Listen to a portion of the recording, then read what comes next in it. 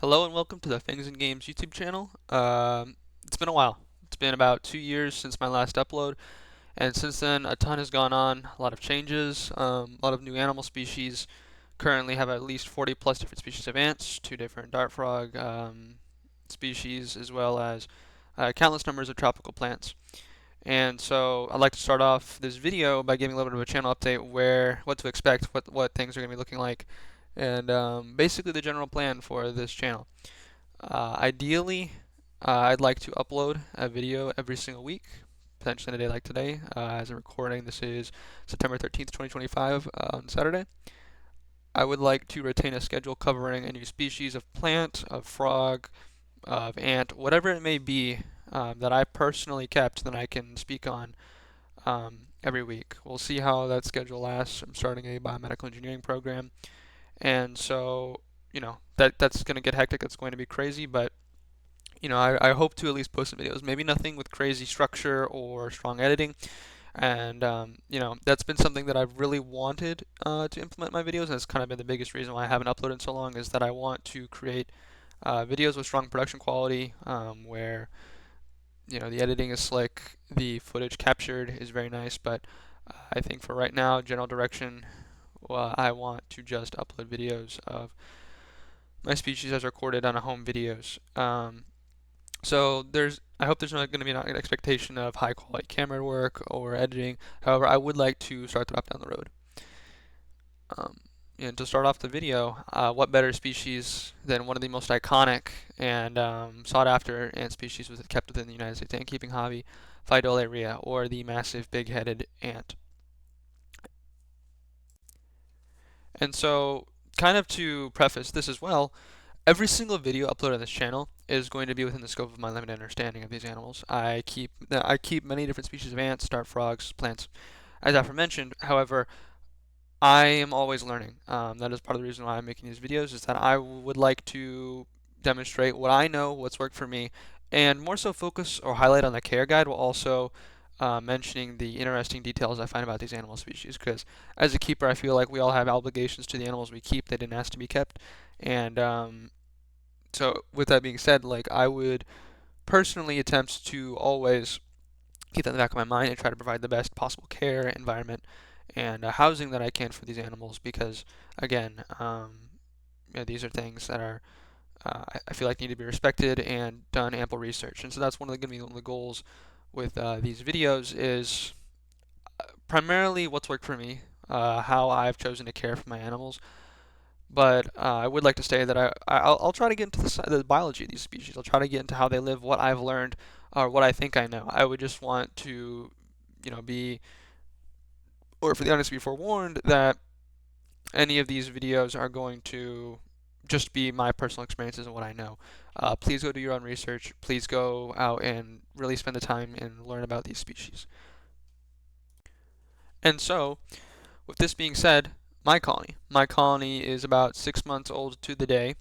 They have grown from 80 workers to I want to say at least 2,000, potentially more. I'm not very good at counting them, and they are doing pretty well for me.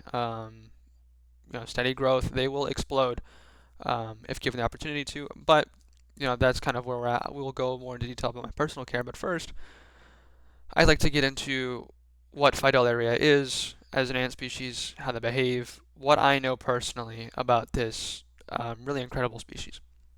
And so to start off with, Pheidole Rhea is the largest Pheidole species within their genus, at least in the continental U.S., within the American continent, and potentially within the world.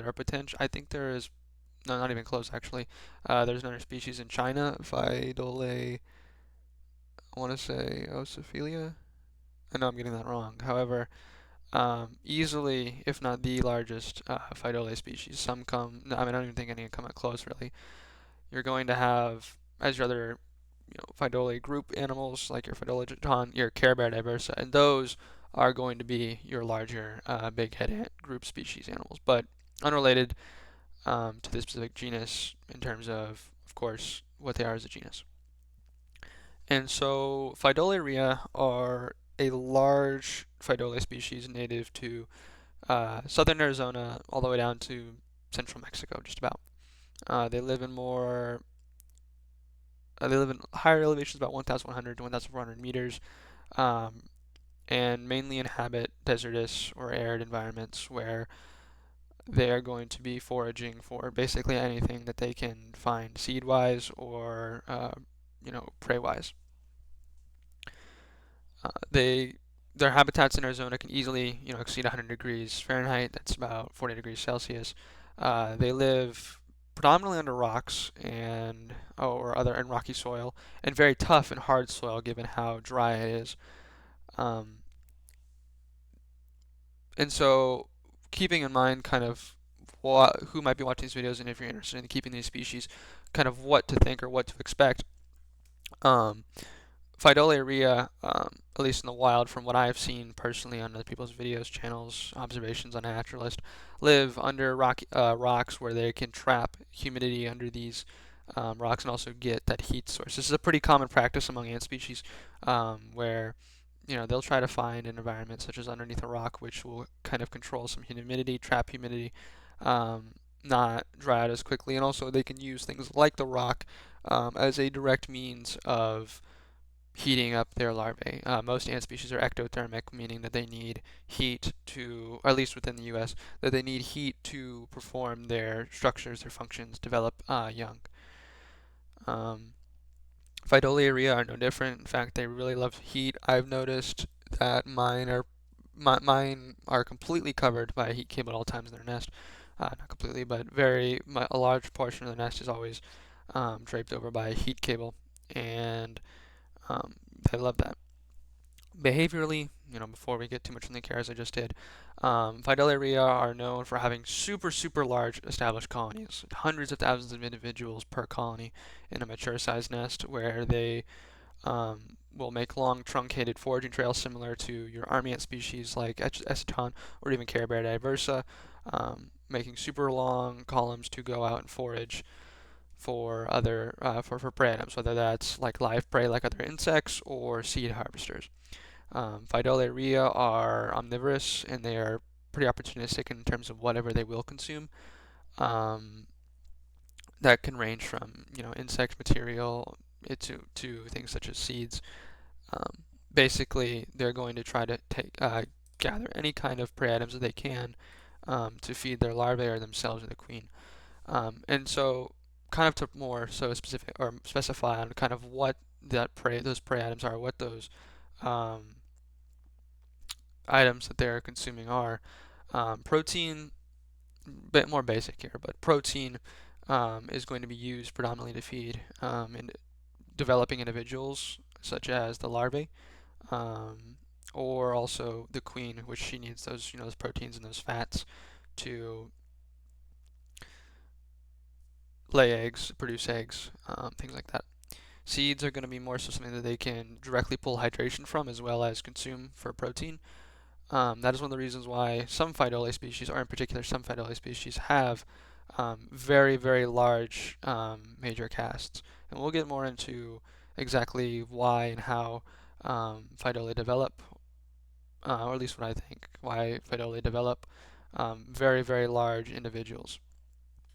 But again, back to kind of their general behavior of long truncated foraging trails, very opportunistic in terms of whatever they're eating, whether that's insect material or seeds. In those seeds, they can draw moisture from those and drink or get some kind of hydration, as well as just consume. They'll sometimes they'll chew up the seeds to be fed to a paste to larvae. But yeah, and so kind of to continue on the actual physiology of Pheidole and some of the cool traits, whether like the hooks they have in their larvae or their heads. Why would you develop these physical traits as a species? Well, to begin with, most Hymenoptera, whether those are wasps, bees, or ants, developed their eusocial characteristics via uh, basically mature females hijacking their daughters to form workers. And this is something that you can kind of see actively within animal species, or at least, sorry, Hymenoptera. Whereas I think in the case with mason bees, um, it's very clearly known that they have evolved the ability over time to become social via mature founding individuals making their sexually reproductive individuals, such as the ones that will go out and mate, and then also making dwarf individuals who will then work for them. Um, and so that kind of brings me into our one of the, I guess, contextual topics of ants, which I don't want to touch too much on, but I think is very important in the context of all of these species. Basically, um, wasps or bees or ants develop the ability to become social. I think potentially by making dwarf specimens or dwarf offspring. What that looks like is feeding less or providing less optimal conditions so that these individuals are stunted and that they are easier to control or manage. Something you'll see along the more primitive species of ants, such as your Myrmecia, your Neoponera, larger individuals, Paraponera, your Ponerines, basically, your Odontomachus, those trap jaws, is that they are far more closely related in terms of physical size, and also they still exhibit some of their older wasp-like traits. So, they look more wasp-like. They have structures that are more wasp-like. They um, behave more as solitary hunters, whereas you think of the more modern ant species such as Pheidole, very, very um, social insects or ants. They're continuously foraging together. There is no real solitary hunting among themselves. Especially in the case like Pheidole Rhea, where they're making incredibly long truncated trails. So the second they find prey, bam, they're on top of it, and they can immediately overwhelm that. So, kind of getting back into the topic of how these Pheidole develop these large majors or soldiers casts.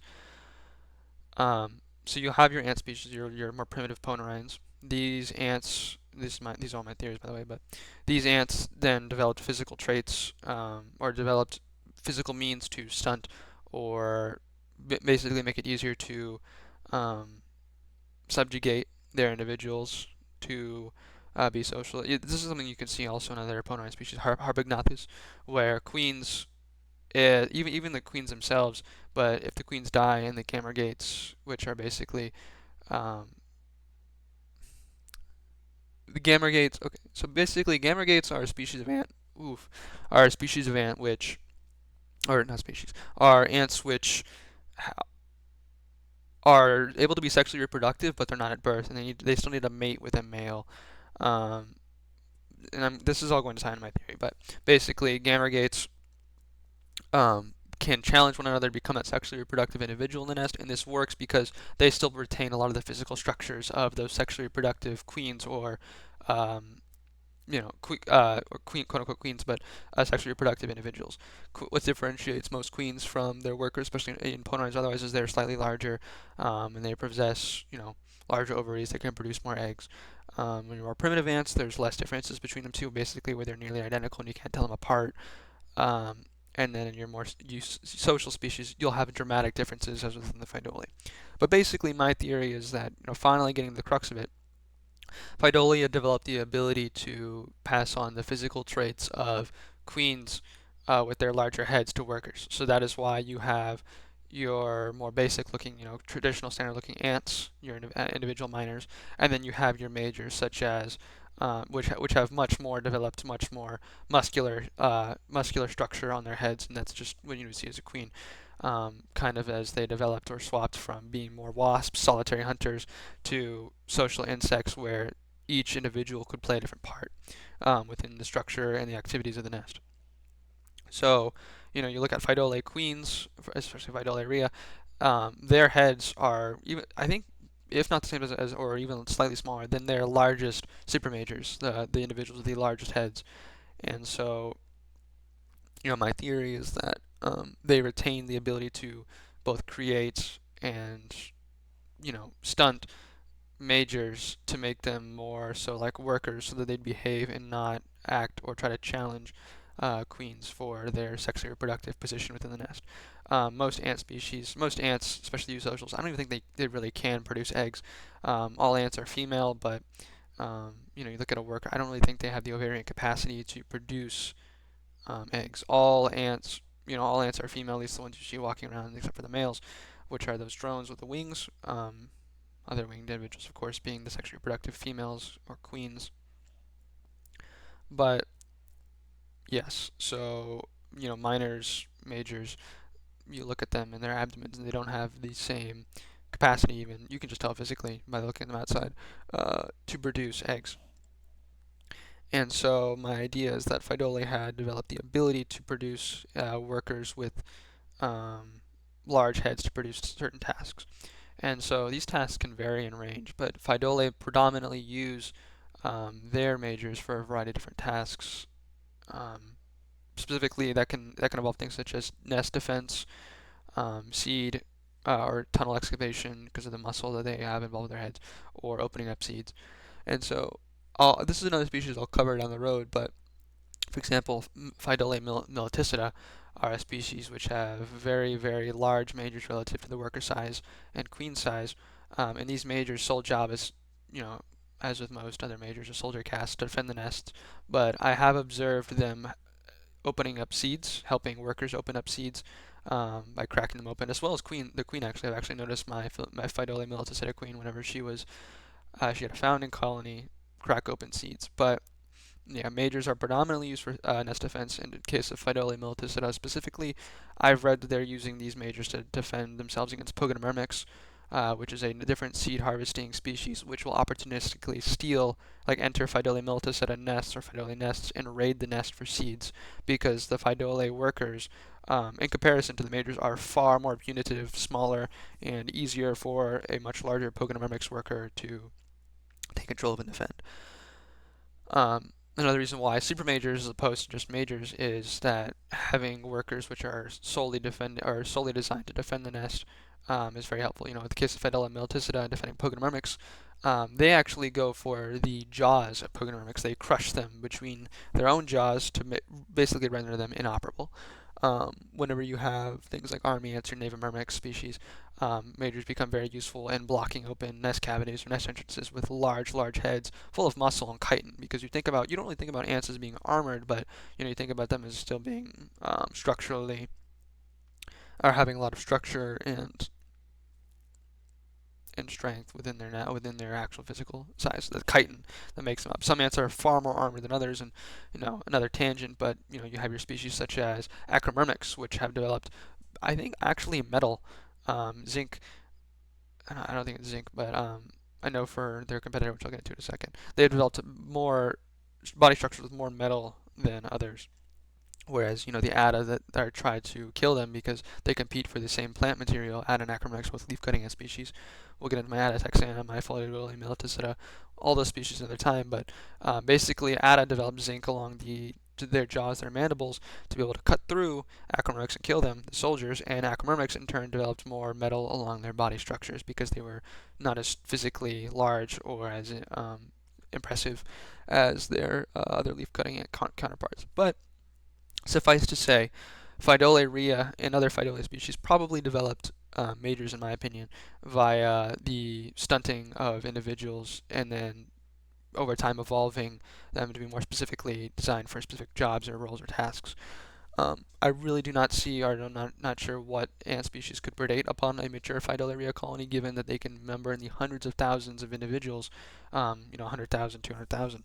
But obviously, perhaps that is why that they are so successful. Is they developed multiple different major castes, each with varying degrees of specialization, defense, and other things. In terms of the polymorphism or the physical differences between Pheidole Rhea, um, Pheidole Rhea have much larger, very differing variety of worker sizes. Whenever you have your smaller founding colonies, they have much smaller workers. Even miners, the miners in founding colonies are much smaller, but as they grow into larger, more established colonies, they will start producing larger miners, larger majors, all the way up to super majors. I'm not sure if my colony has super majors. I have some which have the characteristics of a super major.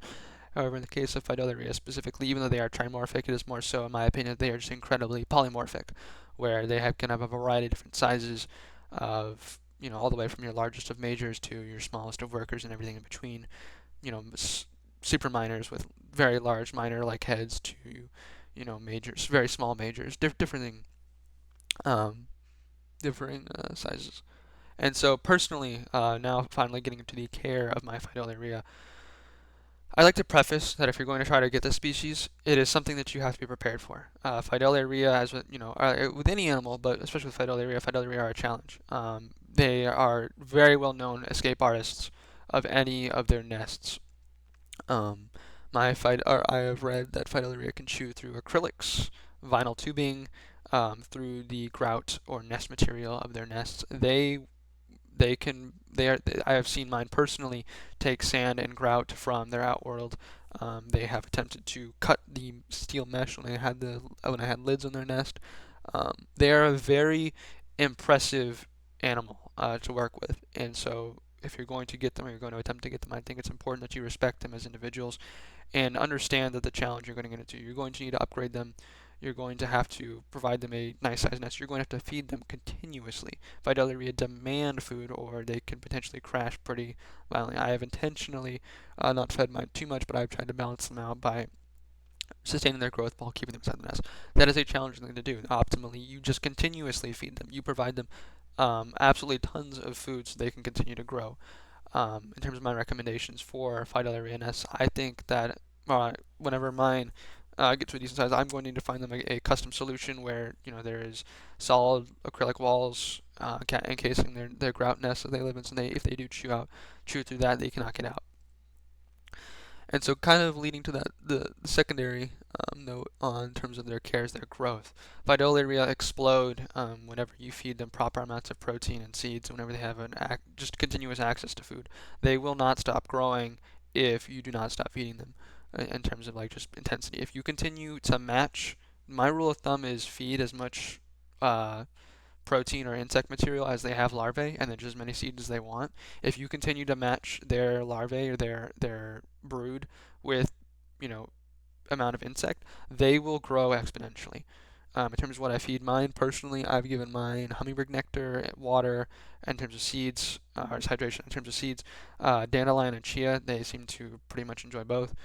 And then in terms of protein, I've fed mine red runner roaches, crickets, fruit flies, both melanogaster and hydei. They will eat anything. They will consume anything. They are voracious.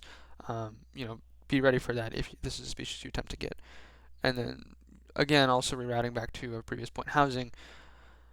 It's important to consider kind of how these animals are going to try to behave. Ants are very, very easy to take care of in the sense that they do not need hyper-specific or even semi-specific care. As long as my Pheidole Rhea have the ability to nest in a humid environment that has heat, they will grow happy. In an enclosed space, they can grow just fine.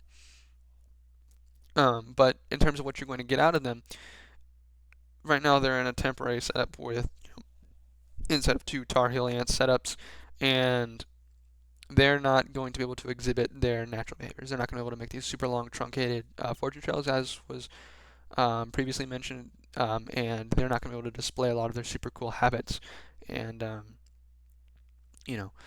foraging traits. And their environment in Arizona is it can vary very much, but predominantly rocky environments filled with sediment, long open air terrain, shrubs, where they can continuously forage for tons of different prey items, flush them out, eat them. So I think keeping these elements in mind, their complete craziness in terms of their ability to escape. Mine are being held back by a barrier about 2 inches thick, in width, flew on the lips of two open top nests. But um, yeah, containment is going to be a big thing to think about. Feeding and then the growth, the speed at which they can grow. And 6 months, my colony has reached this size, and this is after um, significant culling that or not culling, but just like significant decrease in food. Um, I know mine, if I continued to upgrade them, continued to give them enough food, would rapidly outgrow their current setup, which is why I'm going to look into getting a nicer custom setup. But just to recap, Pheidole Rhea as a species, very large, very impressive Pheidole, the largest in the continental Americas, probably the largest in the world. Voracious eaters, very impressive species, beautiful black individuals. Jet black Pheidole, very cool, very impressive. just be aware of what you're getting to. Like for example, mine have chewed the vinyl tubing connecting their two nests and their nests to their outworlds. Um, be ready for these challenges. Be ready to manage them. This is not something I would recommend to a beginner keeper. You will need to understand how to move ant colonies, how to manage ant colonies, to have food. I culture red runner roaches as well as fruit flies. I have tons of chia, dandelion seeds. I have the resources to be able to take care of them. This is not something that I think you should do as a first-time species. Definitely cooler, smaller, less insane growing Pheidole species out there who are just as impressive, but nowhere near the same growth or intensity that these animals are. So I think it would just be important for anyone attempting to get them to look into these challenges, think about them, and then go from there. But yeah, that is my video currently on Pheidole Rhea. I may revisit this video down the road and do a re-upload once I have better information, more relevant information. As I said, I'm always learning. I'm always happy to learn, excited to. But yeah, this is my current Pheidole Rhea colony. These are my general notes, general observations, and kind of not everything in the interest of time, but what comes to mind, the important topics, and how I personally care for this pretty incredible species. So, thank you for tuning in, and that is the Things and Games YouTube channel.